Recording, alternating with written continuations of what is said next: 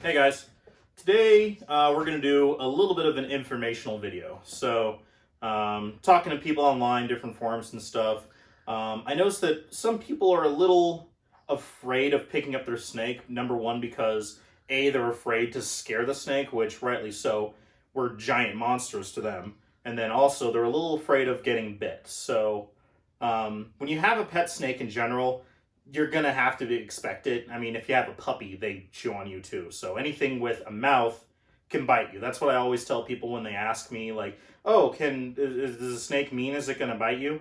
And I say, "Well, number one, there's no such thing as a mean snake. All snakes are just afraid of you. They're defensive and they're afraid. They're never actually aggressive.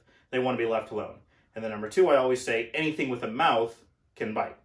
So it's not that bad. And realistically, 90% of the pet snakes that we keep in the hobby, at least, in the general community, in the hobbyist level, only having one or two animals, they're usually small and they're really insignificant bites. But today, I wanted to show a couple of techniques to picking up a snake that is not aggressive, but maybe a little defensive or a little shy or afraid.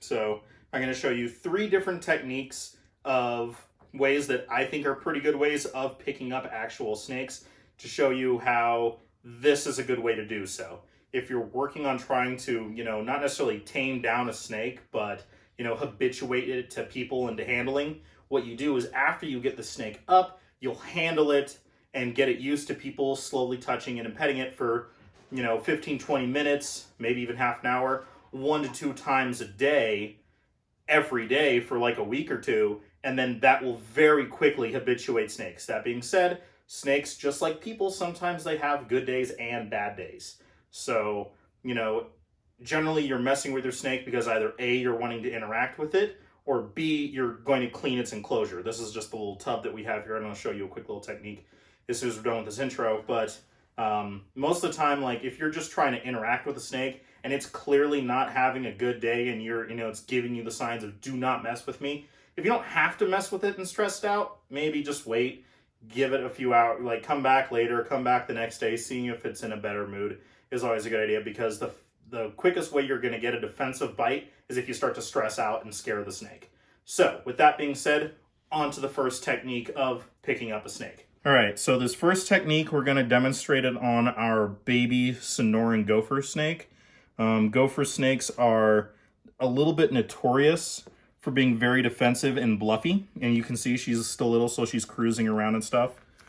And so if I were to sit here and egg her on, that would be the fastest way to get her to take a pop at me, because she's very defensive. So the fastest way and the easiest way to do this is just to pick it up.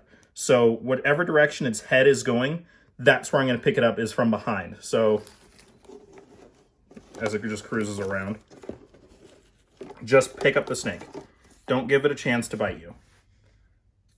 So as you can see, I just picked her up. She's not biting me.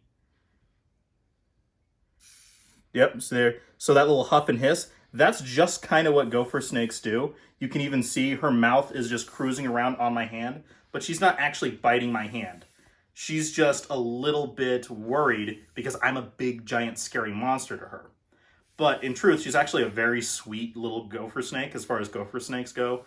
All the Pituophis, which is the Latin name for them, the pine snakes, gopher snakes, and bull snakes, that's just what they do, which can be a little intimidating for first-time pet owners, but I think it's part of their charm. They do this really cute thing where they'll rattle their tails and they'll move around a little bit.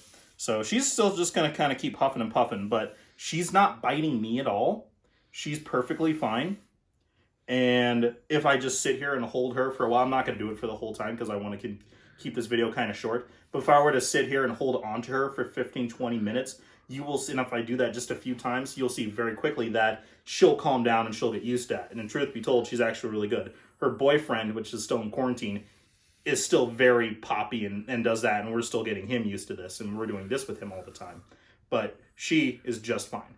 So now we're going to move on to the next technique. For the next technique is using a snake hook. So snake hooks are a really good, easy, cheap way of interacting with the snake. And basically its main job is to kind of help control and keep away the pointy bit. which is the face where all the teeth are. So here's Juliet. She's our jungle carpet python. We keep her in this tall Exoterra because she really likes to climb. She thinks she's a green tree python. She's not a big fan of coming out, so most of the time we don't really do a whole lot with her unless we're cleaning. So snake hook, it makes a really good thing because it's this inanimate cold thing that doesn't have a heat signature. Just give her a little pet so you can see, like, she's, oh, what's this? What's going on here? Come on, baby. Come on, baby. Come on, baby. And we use the snake hook to, once again, kind of keep the pointy bit away. And she does like to climb, so she's going to be, here we go. All right. So we're going to put the snake hook down, because now that she's out, here's a cool little technique that we learned from Kevin McCurley, where you kind of elevate and give them a little spin. And there we go, Juliet. Generally, they're most uncomfortable and a little afraid when they first come out of the enclosure, tub, cage, whatever it is. Then 90% of the time, once they're out, they're okay. They can still kind of freak out and get scared or startled because they're really just kind of shy or cryptic creatures in general, regardless of the species. Most reptiles are in general.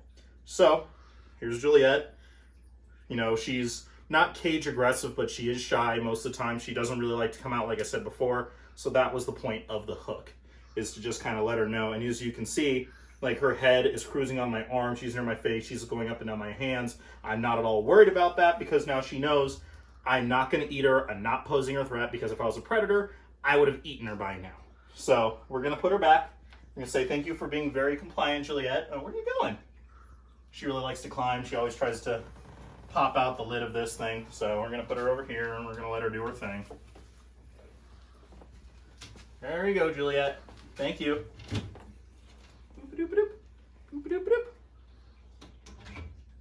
Okay, on to the third. Okay, and this last technique is probably the one that I use the most often, other than just picking up the snake. I use this with kind of the bigger, longer ones, and that is just to use a actual physical barrier to put in between the head, or the bitey pokey end, and your hand. So here's just the lid of a little Sterilite locking tub. Something like this. This is what I use all the time. And once again, this is just a physical barrier. So here we have Maya. She is, and you know, I took out all the stuff in her water bowl that was in here with her just for ease of moving around and transport. But we left her hide in here to kind of, you know, and she pooped on it. So we take the hide out, and so the hide, so here is a ball python who doesn't actually like to be messed with. I know it's rare for a lot of people, but this ball python is probably more defensive than a lot of the other snakes that we have. And so when I want to pick up this snake, she's a bigger one. Even if I just kind of come and grab her from behind, you know, sometimes it can be a little bit intimidating. So I will use this physical barrier to just kind of go like this. And still, once again, from behind, pick her up. And once she's up, she's good. So there you go. That is another easy way. And, you know, if we were working on taming her down or messing with her at all, I would sit here and kind of hold on to her and let her just kind of get comfortable and ease down. And she'll, you know, loosen up a little bit and start cruising and moving and doing the tongue flicks and stuff. But we're not going to do that today for this video. Like we said before, you'll just do a little bit, you know, if you're trying to tame down or just habituate them, you'll hold on to them and just kind of let them, yep, see, there she goes. She's already calmed down a little bit and kind of figuring like, hey, what's going on around here? She is in shed.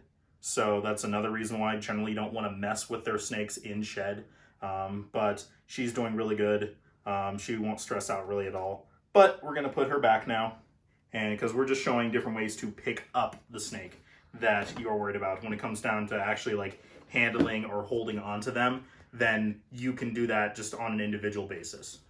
Okay, so that was 3 good ways to pick them up. I'm not saying those are the only ways. Those are just 3 ways that I have found to be very good when interacting with their snakes. I think the easiest and probably the best one to do is just to do the confident grab, which is a good way to call that, where you just come from behind of the snake. So whatever, the head's pointing this way, you just come from around this side and just pick them up really quick just to get them into that. But then there's the snake hook, and then there's using an actual physical barrier. And as I said before, that's what I usually do for my larger snakes, like the big boas. Still give them like a little touch with even the barrier in my hand. Hey, this is just to let them know this isn't food. But we'll talk about that in a future video. But I hope you did, hope you guys did enjoy this video, or at least got some good information from it. If you can, please like and subscribe as always. It's really appreciated. Any ideas, comments, anything like that, let me know down in the comments. Please share with all of your friends, your knowledge, your passion, everything like that, and I will catch you next time.